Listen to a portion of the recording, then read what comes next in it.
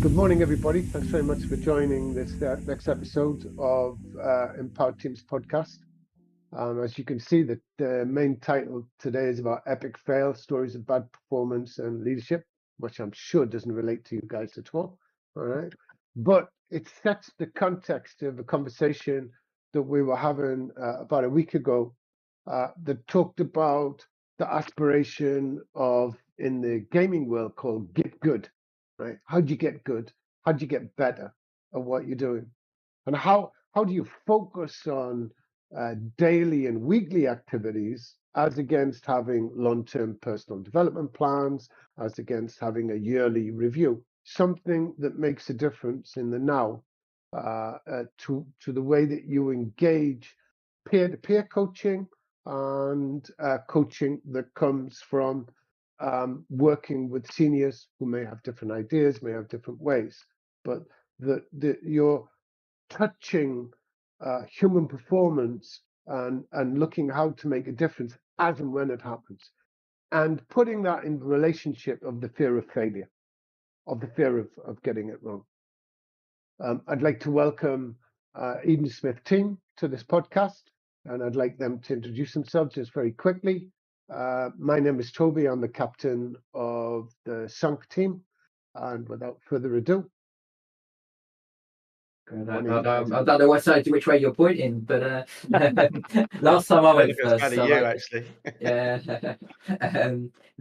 So Nicholas Deveni, I lead our consultative part of the business, helping businesses in their transformations to be more data and sustainability driven. I'll pass over to Krista. Hi, I'm Krista Swain and I lead marketing. Thanks, Krista. I'm Jez, one of the co-founders and CEO of Eden Smith. Right. Thanks very much. I mean, I think the key thing in kicking this off, guys, right, is to have a view on what you guys mean by leadership performance, right, and failing. You know, what how do you balance that? You know, because generally failing is not a good thing, is it? I mean, failing is like a career-ending move. You know. Depends how you look at it, right? So I think failing is learning. I've actually spoken. There's a business that I know quite close to me, not our own one, obviously, but they have a monthly cock up championships presentation where they take all of the biggest mess ups throughout the month and celebrate that, and then give an award for the biggest screw up that happened that month in the company. And everybody hears about what actually happened and shares it. And I think it gives us a safe place to talk about failure. And it also celebrates failure and the fact that you learn from failure, and also shares and gives a bit of direction to other people in the business about, you know, what maybe not to do. And this was the impact, and therefore might change behavior. So I don't see failure as being a bad thing. I think, and we do it all the time. That's a relatively new appreciation in business, right? We go back 8-10 years, and that wasn't the view, right? And I think there's still a few businesses that are struggling to make that change and to give the psychological safety to say you made a mistake, to say you failed, or to say, you know, actually this month my performance isn't as great as it could be. It's also about giving that permission for people to fail and to take risks and to innovate and be creative without that fear of falling down and someone going, you did it wrong. Absolutely. And also what we're talking about right now in failure, if you compare what you're looking at when you speak of failure, a lot of it is around an action, something that happened, a task that was supposed to be performed where it went wrong, or something like that. But then look at how business performance is measured, and that's typically around KPIs and output. I see where I see there being a gap in where leadership team should focus on the company or the people is that middle bit. It's the middle ground. So it's not just about, did you meet your targets? Was it a failure to miss your targets? Well, not necessarily, because you don't really understand the reasons why. But often the reason that that's happened is because of behavior of the business, or how what approach was taken, or whether feedback was shared, or whether the right questions were asked. And what we're trying to do is get those two things working in comparison. And unless you have conversations or you share what went wrong, it's very unlikely that you're going to be able to fix that the next time round. So you get repeat failure, and you get onto that hamster wheel of the same thing happening again, which can be an issue, in my opinion. In the data world, we talk about this as measuring the wrong metrics, right? And metrics drive behavior. So Absolutely, yeah. and I think if we and just talk about this, the stories of stories of bad performance and stuff like, we've come from some an industry in the recruitment world where there is a lot of different views of what performance looks like and what high performing teams looks like, right? And I think we've known stories of people who you would set a KPI in that sense, like you've got to get 3 hours, 5 hours on the phone before you're allowed to go home, or we're taking your chairs away, that kind of those kind of behaviors. And what you end up doing is you end up people calling and sitting on hold for hours on end just to hit their KPIs, but that doesn't necessarily lead to good performance, right? Does it? It's the so I don't think it's, if I think back at all the stories, it's not bad performance. It actually comes down to bad leadership, right? We can skip them 2 words in the middle of the title. And it's story. It's the bad leadership that leads to bad performance. It's measuring people's performance using the wrong metrics. That's the issue with it, right? So people celebrate success even when there's been quite a lot of failure throughout the same process. And that's what Nick's talking about. There are, in the world of staffing, where so many employees are measured based on very stringent KPI output, it actually means that sometimes if there are, for example, and Nick talks about this a lot, if there's a consultant working 10 requirements and they fill 3 of them, they get celebrated in the sales meeting for doing an amazing job. But actually, across the 10 requirements, 7 customers were left unhappy. So if you look at the whole project, it was a massive failure. But the way that they're measured, and what is perceived to be good performance, isn't actually correct in my view. And this is where you get into a value conversation of what the staffing industry does outside of anything else. I think that's an important thing, the norms and values. Right? Yeah. Because that indicates the culture. Yeah. It's your norms and values. Norms is, what's right and wrong. Wrong. Values is, is what's good and bad. And sometimes within this, you come with an implicit template of rules that are not discussed. And what you end up having there, what is technically called skilled incompetence, that is, you're measuring you think that by measuring these things, we're going to improve performance, but don't. You actually disengage the whole of the workforce. Well, you're dealing with people, right? That's the point. I think it's hard because I think sometimes we bring, we all come into the workplace at various different ages after various different educational, pathways or non-educational pathways. And I think we forget sometimes, or we treat sometimes like as if they're new to the workplace. We need to teach them the norms, the values, the ways to do stuff.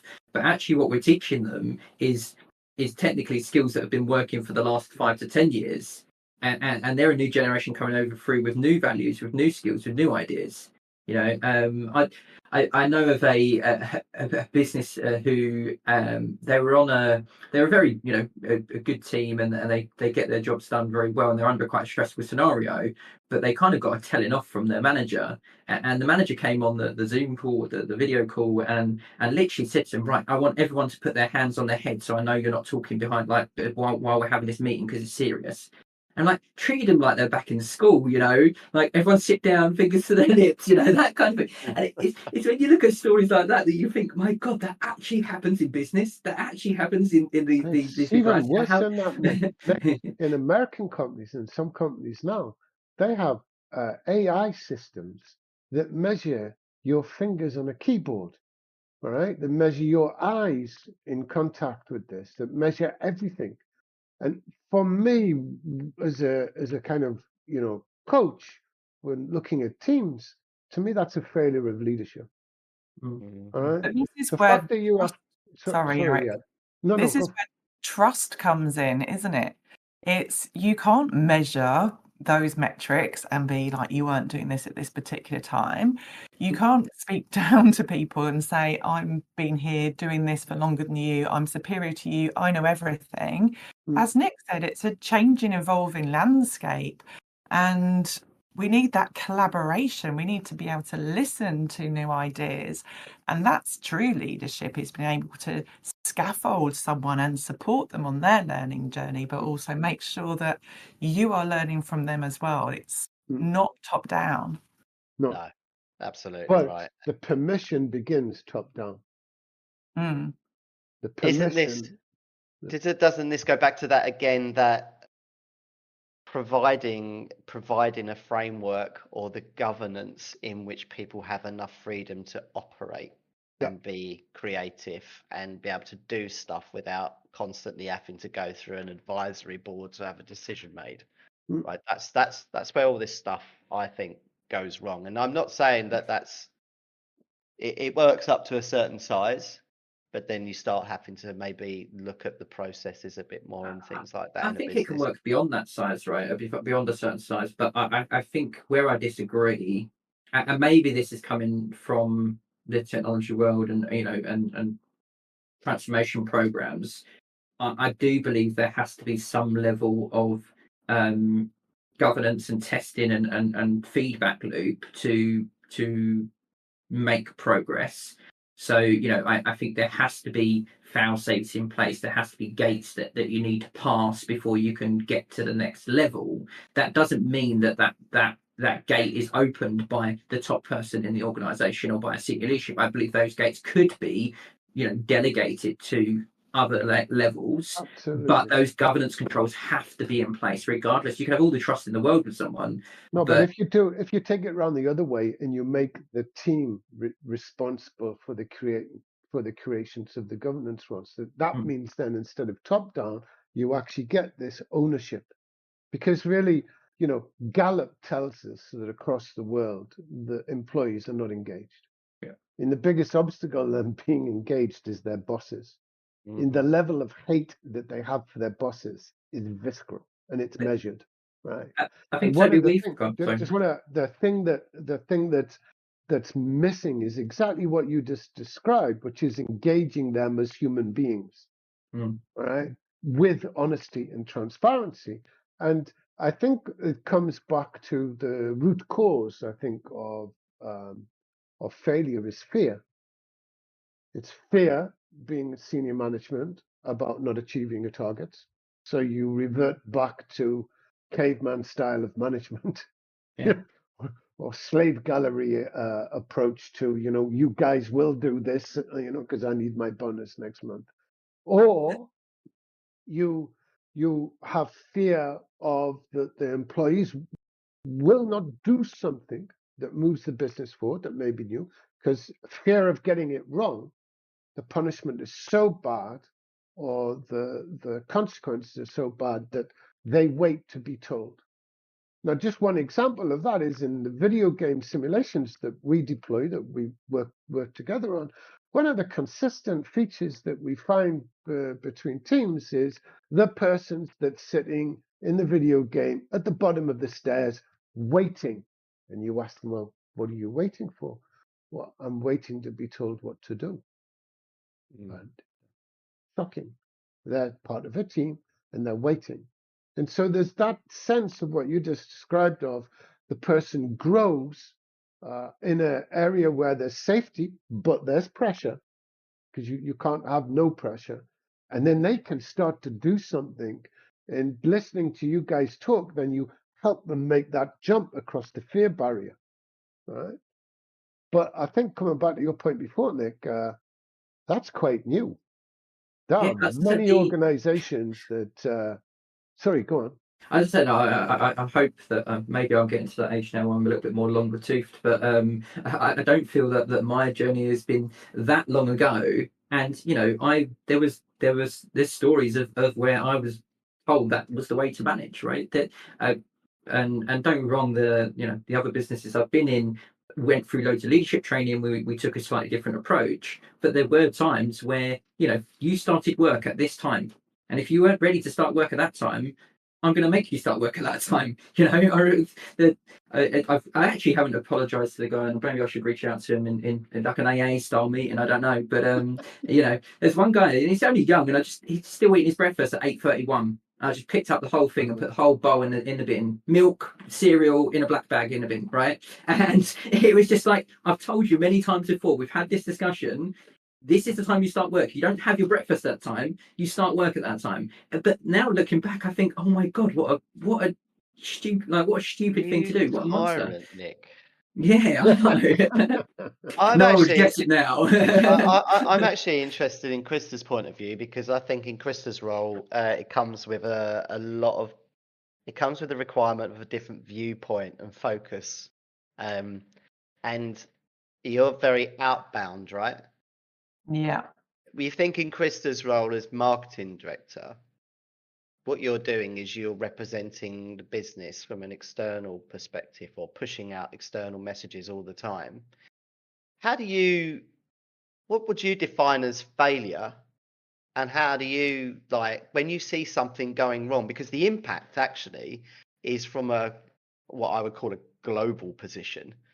If you send out the wrong message, the positioning of the whole business could be wrong, right? So how do you, no, I know it's a hard question, but how do you deal with that? Because I mean, for us, it's like internal task, project, blah, blah, blah, KPI recruitment, la, la, la. But you're holistic. Yeah, well, I guess it's from a very gut instinct, which sounds like the worst answer. No, And not the best because answer. we're a best data answer, business, sorry. Krista. It's not gut instinct. I love it it. doesn't stick within sort of like frameworks that you can then roll out and pass on, because but I know that, Jez, we've had that conversation about gut mind and what that means, and it's using that very much in the same way that you would use data to inform what you're doing. You have to have that personal touch on it and step back and go, well, what were the reasons? What you can do is one thing one day and it lands perfectly, and you can think you're doing a replication of that and it doesn't. So looking for the reasons for that can sometimes be going down a black hole that you don't need to investigate, because it can take you nowhere and you can spend an awful lot of time trying to get to that point. But I think it really is, in terms of the leadership side within that, it's about looking at that data, using your gut, and just knowing that you've got a team around you who can give you that honest feedback about where you've gone wrong. And if you open yourself up to failure and you ask people to give you feedback, then you get a greater understanding, because there's nothing worse than asking people for feedback and having that fear factor that people don't want to insult you, because how do you then progress? We've had it in the scenario of the business game simulation, and Toby, you'll probably have to speak more around this, as it were. A team who literally spent the whole time arguing in the planning phase, and the CEO just left the constraints of the first part of the stage of the game and went off and done their own thing. And it's that feedback of, well, why did you do that? Well, because they were all arguing, I had enough of it, and I didn't want any parts of it, so I was just going to go and sort it out myself. Yeah, he got bored. That's it. But it's like there's a part that says, you're the CEO. Like, this is your business. This is the people that you work with. Like, how how are you going to react if that happens in real life, right? Is that a sign of your leadership? If we can take the golden thread from what you're just saying, one of the things that we see when we do the simulation versus doing a role play in training room or something like that is fear of failure. It is in from senior directors, senior management teams to junior management teams. The thing that comes in there is failure. All right, and we see this, and we spend a lot of our time helping people to make small mistakes. That it's okay to experiment, that it's okay to explore. It's okay to say stupid things. In fact, we encourage them to say, the stupider the idea, the better the idea. They're like, what? Yeah. There is no right answer. What there is exploration. So particularly in the simulation that we've got, so coming back to what gut instinct is, one of the biggest obstacles, for example, to innovation is the way that you think and your behavior, right? In the framework around that. And typically, if it's something that constrains you and that you've got a framework that locks you in, it doesn't look out. You still need a framework. The question is whether the framework is open to ideas or this is the only way of doing it. You know, there's an open culture or a closed culture. You see this in small teams. Would it be fair to say then that in that scenario that Nick was just talking about, the only reason that the team were arguing was because they had the fear factor that no one wanted to get it wrong? And so the leadership are looking at it going, well, that's no good, so I'm just going to go and get something kicked off and start it. I mean, I would like to think that in the same scenario, my team would actually have a conversation and then they'd go off exploring. That's what I'd like to think would happen. I mean, I don't, we have played the simulation a number of times, and actually, I think I failed it straight away because I just went and got caught. It's not that I went out without planning. I wanted everyone to get out of the van. Yeah, but well, yeah. So then, right, coming back to what you're saying, particularly your leadership style and that, you encourage forward failure. Absolutely, yeah. Right. As a gamer, right, you can only learn through forward failure. Oh, we got that wrong. Let's go the other way. Right. But you only knew that you got that wrong because you tried. Well, that's the whole point, right? And the beauty of the simulation is you can fail and fail and fail like 50 times within the space of an hour. Yeah. But every time there is progress. Some success. You got to throw in some success and celebrate some of it there, right? but I think, Jez, I think you're right there. There was nothing wrong with that CEO getting out of the van and going exploring and seeing what's the lay of the land, what's the landscape, market research, right? Nothing wrong with that. What was wrong is that the team left behind didn't have that trust or that the right skills and the right mentality to work without the CEO giving them direction of, oh, what should we do? But that's the point. But more importantly, did then the CEO go, I wonder why my team did that? Because that's leadership. For me, that's going back and going, guys, why are you sat in the van? Like, what you really bothered about? So why are you having an argument? Yeah, exactly. So what comes up, right, is that nobody talks about. I mean, I'm not a total fan of doing assessments for leadership or emotional intelligence, and I think they're useful, but actually the simulation is much more of a mirror straight away into your own behavior and the behavior that other people can see. What it lifts up immediately is the norms and values, right? What is the implicit template you have of what leadership is? Is it command and control? All right? And that you're sitting waiting, and you will not, even though you'll have a discussion, because you've learned to have discussions, but you will not move unless the person says so. You will wait, right? So people bring to the table already a set of habits that are pre-established about what the right way to do something is, what's good or bad. So what you're doing in the simulation is you're unraveling that, and you're helping them get empowered to do something themselves. That's what the leader does. The leader helps the team move forward, right? So that decisions are made collectively, but with guidance. Sorry, I interrupted something. Krista. Yeah, no, I was just going to say it's about being reflective, isn't it? And what Jez said was he'd go, well, but why has that happened? And I think having that reflective process being built into your leadership style and understanding, having empathy, inquiring about why things are happening is so important.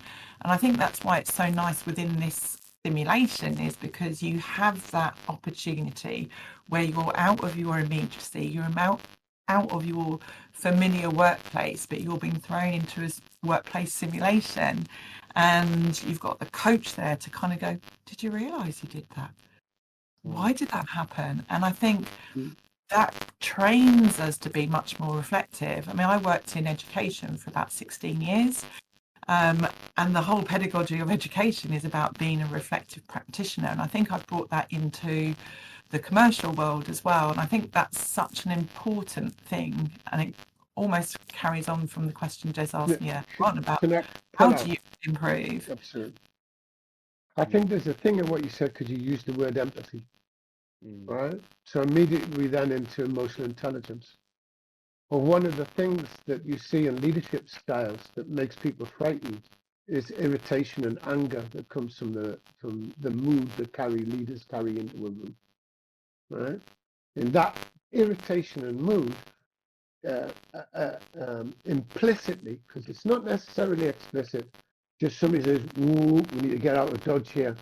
You know, seriously, Don't they, where they just bring doom in and it's just like, oh, and everyone's on the tenterhooks. And other people, you can just like not see it. But yeah, some people impregnate a room with their absolutely. nose. So a soft skill is not just about am I better at communication.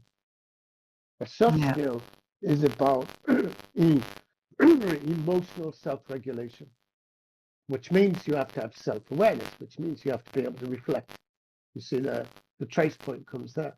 Many times we've seen people make decisions in the simulation because somebody's really irritated because they keep failing. So they stop pursuing.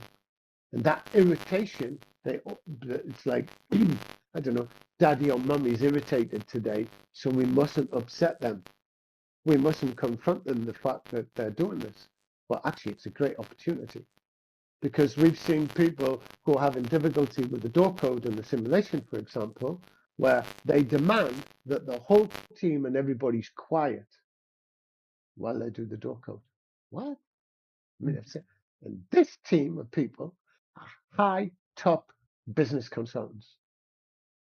I mean, Eric is sitting in the background doing the production of this, but he'll remember it very well when we sat there like jaws hitting the deck, that this person's irritation can stop the whole function of the team. So you've got this other dimension to failure, which is an especially when you bring emotional that dimension. especially when you bring that into, again, we're people, right? We have lives outside of business, right? We get irritated and frustrated by things that are not necessarily business context, and we have our own emotions and bodies to handle. So if you think in that business scenario, something completely unrelated to the performance of the organization, the performance of the business, could actually stop the whole business working because that individual was frustrated or irritated for that day.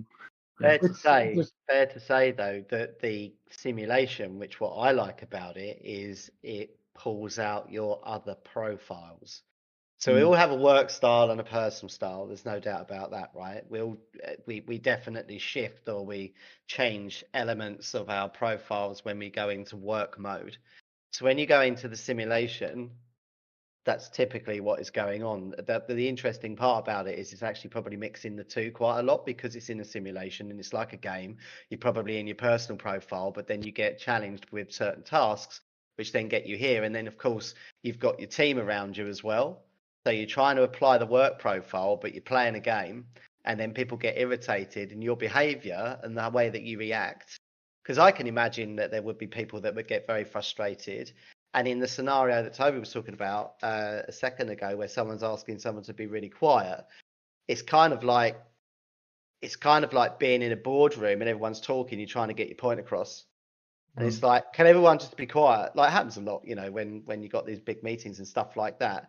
And depending on how you deliver that message, whether you got a smile on your face, the tone of your voice, the words that you use, will actually depict whether they're receptive or not to continue with the process in either a meeting or in the simulation. Yep. And you've got to be really, really careful of that, because it's about energy and maintaining whether they're still happy to work in that environment of freedom to make decisions and go and explore, which is And I it's really not like the way that ultimately what you want to do. respond to that instruction if it's become a bit aggressive, because they might do it out of fear, out of Right. any other emotion, but it's how receptive they then are to the rest of that meeting. Or have you just Right. put everyone in that room Have you into just a filled giant it? drop? Yeah. Yeah. I mean, Well, I remember we're being coming. in a it was in an education environment, and I really respected the leader and had some good conversations with him, but he did have an element of distilling fear in people. So he was just like, so our values, our ethos, beginning of new year, does everyone agree with it? And everyone's like, yes, perfect, yes. We went round this table and there's about 30 of us, and I was near the end. And I went, on paper, it's amazing, but do you think we've actually instilled it within our school? And everyone just went, ooh, looked at me with horror, Deep and breath. then the head kind of just smiled, laughed, and went, you've absolutely nailed it. And then they all looked at me in horror again, because I'd challenged, but also been given praise for challenge, when they all knew that they were being unauthentic in their own response. A So wonderful it story, was that. really interesting dynamic to see play out. Psychology. Yeah. So, guys, we're coming to the end of the podcast here. I think it's you've covered a wide range of subjects. I think that we could sort of reinterpret the epic, because while there's lots of epic examples out there, Google is your friend if you really want to see some classic industry failures out here. But what we're actually focused on is the human being in the work environment, and that um, capacity to improve in who we are, and to do that within a social environment, and with leaders that um, help us get better, that actually have an interest in us to get better. And it's not just instrumental. Do you want to add a few sentences on that, Nick? I Before we think wrap up? I just end with, I think from a young age, stories throughout life, throughout the history of humanity, have been used to teach, right? And I think unless we share those stories, unless we have sessions like this where we can turn around and say, oh, I know someone done this, or I done this, or oh, have you heard this story about this ant that walks through the jungle and this happens to them? Unless we can share this information, we can't process it and learn from it. So I think failure is good. Sharing of failure, sharing of success, and sharing of experiences is what leads to better performance and better leadership, in my view. Providing a safe space for me is the most important thing. Give people a safe space to speak. Yeah. And then whether you like it or you don't, you can have that conversation afterwards. But ultimately, if you try and silence people, I think that is the worst possible thing that you can do in any Yeah. organization, especially if that communication comes from anybody in what you would perceive to be a higher hierarchical person in an organization that is set up like that, or even just someone who holds a title in a leadership role. Mm. It can just literally be so damaging. So I think providing that safe space and sharing, like Nick said, is absolutely right. Share as much as you possibly can. Share as many failures as you can. I actually think we should put this in our business straight away. Like, let's actually really see what things went wrong in the company and actually talk about them weekly. Like, that was the other point at the beginning of this conversation, was how often are people doing it? Looking at previous performance, what went wrong, and having a rigid hand on that doesn't help anybody. Let's just keep talking about where there's been some screw ups. Yeah. And having a laugh about it and working out how we can make sure it doesn't happen again is a much better way to move forward. I've enjoyed the conversation, though. I always do. Thank you, Krista. I think truthfulness, having that transparency and that honesty to build trust. I think having that trust is kind of a central foundation that lots of these other buzzwords that we've been using hang off. I think that's, yeah.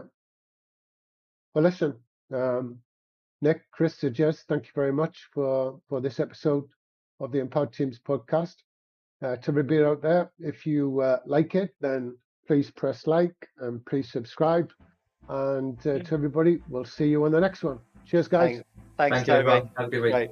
Cheers. Bye. Have a good week.